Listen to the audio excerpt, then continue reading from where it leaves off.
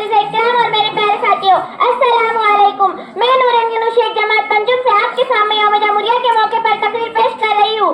امید ہے آپ تمام غور سے سنیں گے۔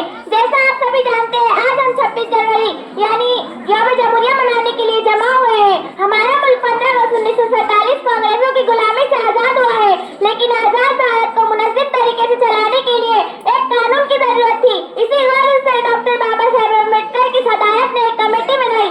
یہ کمیٹی نے دن رات محنت کر کے 2 سال 11 مہینے 18 دنوں تک اپنے ملک کا آئین بنایا۔ اسے 26 جنوری 1949 کو پورے ملک میں نافذ کیا گیا۔ تب سے ہمارا ملک جمہوری ملک کہلانے لگا۔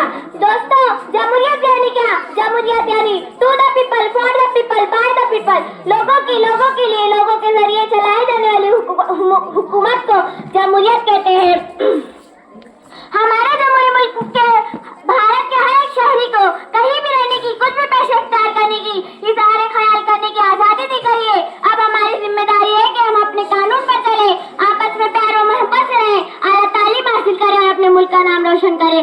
آخر میں اس شعر کے ساتھ اپنی تقریر ختم کرتی ہوں کہ کچھ تمہارا تو کچھ ہمارا ہے وطن، کچھ تمہارا تو کچھ ہمارا ہے وطن، اہل چمن کی آہ کا تارا ہے وطن، تمہیں تو صرف اس پر ناز ہی ہوگا، تمہیں تو صرف اس پر ناز ہی ہوگا، ہمیں تو اپنی جان سے پیارا ہے وطن، ہمیں تو اپنی جان سے پیارا ہے وطن۔ جے ہند، شکریہ، خدا۔